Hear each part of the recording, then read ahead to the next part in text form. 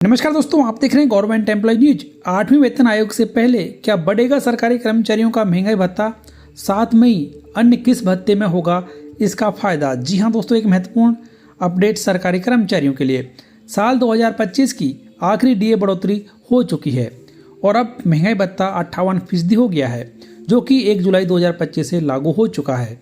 केंद्र सरकार ने 8वें वेतन आयोग की शर्तें तय कर दी हैं और आयोग को अपनी रिपोर्ट 18 महीने में देने का आदेश दिया गया है। इसका मतलब यह है कि भले ही 8वां वेतन आयोग बाद में लागू हो, कर्मचारियों को इसका फायदा जनवरी 2026 से ही मिलेगा और जितने दिन की इसमें देरी होगी उतने दिन का एरियर भी कर्मचारियों को दिया जाएगा।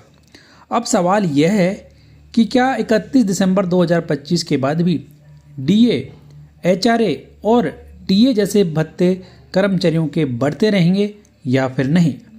8वें वेतन आयोग की सिफारिशें पूरी तरह लागू होने तक महंगाई भत्ते की गणना 7वें वेतन आयोग के आधार पर ही होती रहेगी।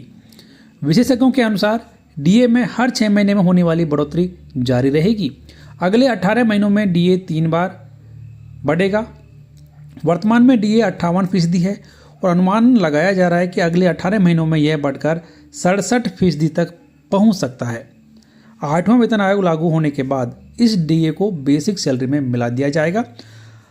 अगर हर बार लगभग 3% की औसत बढ़ोतरी डीए में मानी जाए तो पहली बढ़ोतरी पिछले 6 महीने के आधार पर डीए जो कि जनवरी 2026 से मिलेगा वो 61% हो जाएगा।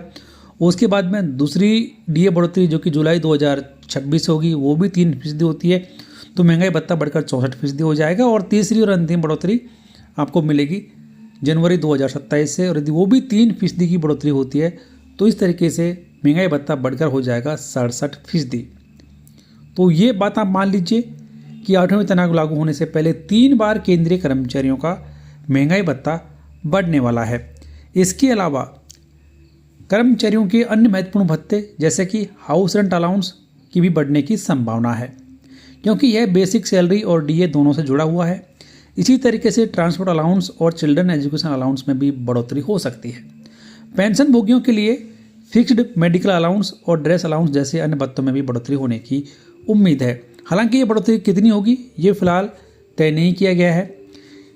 महंगाई भत्ते के साथ एचआरए और ट्रैवलिंग अलाउंस में जो बढ़ोतरी है वो सरकार के द्वारा आगे आने वाले समय में तय की जाएगी। लेकिन सबसे बड़ी बात कर्मचारियों के लिए यह है कि यदि 8वें वेतन आयोग लागू होने में देरी होती है तब भी कर्मचारियों के महंगाई भत्ते में लगातार बढ़ोतरी होती रहेगी और महंगाई भत्ते में बढ़ोतरी होने से कर्मचारियों को मिलने वाले अन्य भत्ते भी बढ़ते रहेंगे मौजूदा नियमों के आधार पर। तो दोस्तों फिलहाल इस वीडियो में इतना ही। वीडियो को लाइक और शेयर कर दीजिए, चैनल सब्सक्राइब कर बेल आइकन प्रेस कर लीजिए ताकि हर एक ताज़ा अपडेट आप सबसे पहले देखते रहें।